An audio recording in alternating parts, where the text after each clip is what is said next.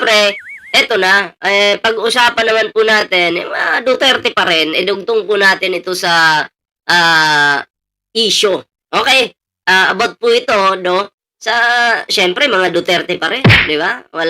Duterte talaga yung salot sa ating bansa, no? Hmm. Sa kasalukuyang politikal na diskurso, isang bagay ang malinaw. Ayan may maingay ang kasinungalingan, mas maingay po yung kasinungalingan, ayan kaysa sa katotohanan. Totoo naman po yun, di ba? O tingnan mo nga ang mga Duterte, pag naninira, mas maingay. Yung katotohanan, tahimik lang. Di ba? Naniniwala po ako dyan, mga pre. O, di ba? Lalo na kapag desperado na ang mga nagsasalita katulad ni Sara Duterte.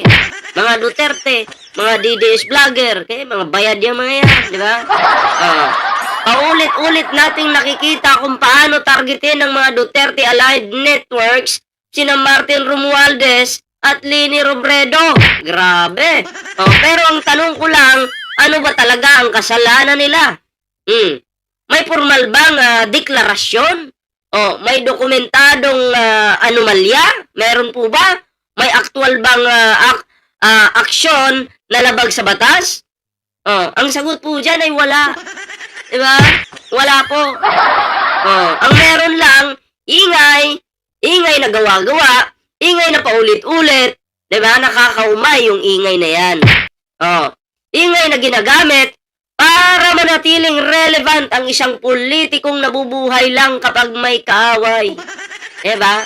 Ito ang kaibahan ng dalawang uri ng politika sa Pilipinas ngayon. Una, politikang tahimik pero full laman. Diba? Ito ang politikang kinakatawan ni Leni Robredo at Martin Romualdez. Diba? Nagkaugat sa institusyon, may proseso, may dokumento, at may malinaw na pananagutan. Si Leni Robredo, kahit wala na sa pwesto, naglilingkod pa rin. Nakita nyo noon? Diba? Nung hindi pa po siya mayor. Naglilingkod pa rin. May mga binaha, tumutulong. Diba? Ganun po si Leni Robredo. Pero si Inday Sara Sayad, anong ginagawa? Vice President yan pero walang ginagawa. Eto si Leni Robredo, minsan walang camera, walang drama, walang mura, walang pananakot. Kasi professional po ito magtrabaho. Diba? Serbisyo ang puhunan, hindi galit.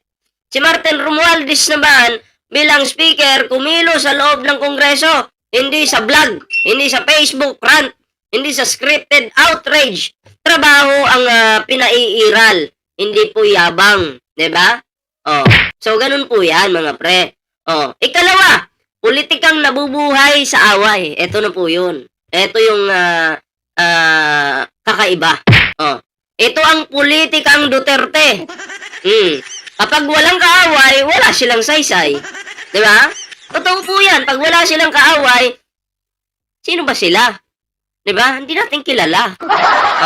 Pero pag may kaaway, ginamit ang pangalan ni PBBM, Romualdez, Leni Robredo, magkakaroon po ng saysay yung pangalan Duterte. Kasi kumakapit po sila sa kalabaw. Sila po yung kuto. Diba? Kapag walang mura, walang balita. Kapag walang gulo, walang atensyon, nakakahiya, nakakaawa. Diba? Kahit walang ebidensya, gagawa ng kwento. Diyan po sila magaling. Kahit walang kaso, magtatanim ng duda. Kahit walang basihan, sisigaw. Hanggang may maniwala na mga uto-uto. Uto-uto lang po maniniwala sa kanila. Diba? Ito ang tinatawag na manufactured opposition. Hindi para ipagtanggol ang bayan, kundi para protektahan ang sariling impluensya. Diba? At dito nagkakamali ang mga Duterte aligned propagandista. Hindi lahat ng nadadaan, hindi po lahat naidadaan sa pasigaw-sigaw, paninira, pagmumura, pagbabanta. Hindi. Diba? Hindi lahat naluloko ng paulit-ulit na kasinungalingan nila. Ha? Mga Duterte lang yung palaging, mga DDS lang yung palaging nadadali dyan. Kasi kulang po sila.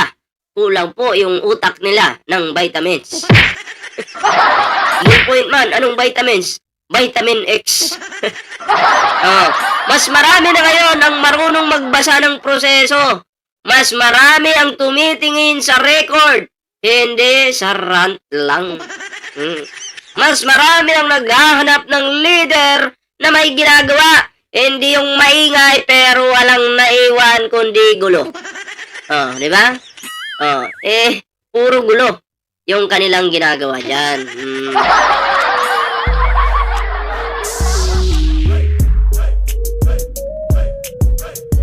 Di ba? So, kayo mga pre, ano sa tingin nyo?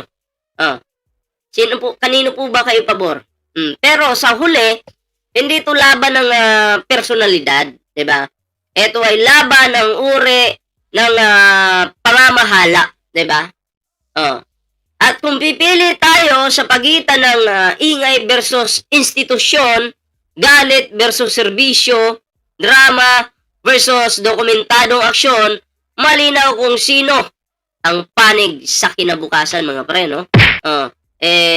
Wag po tayong magpapaniwala dyan sa mga pinagsasabi ng mga Duterte na paninira, di ba?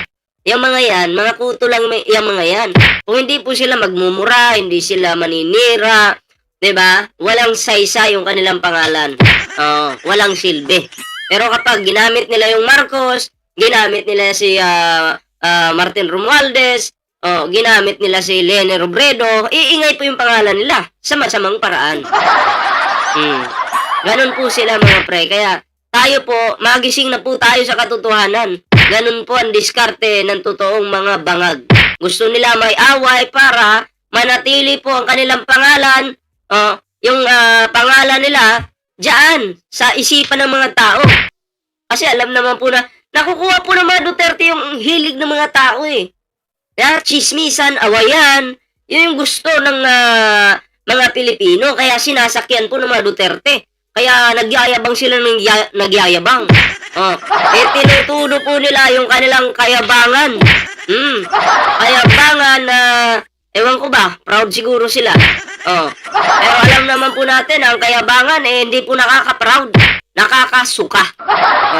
Yabang pa more, ang yabang-yabang. Pero nung yung tatay nila, ang yabang, doon naman nila naman na yung kayabangan eh. Pero nung kinaladkad ni General Torre, walang nagawa yung tatay. Diba? Kinaladkad, papuntang dahig. Ayun, naging karton na doon.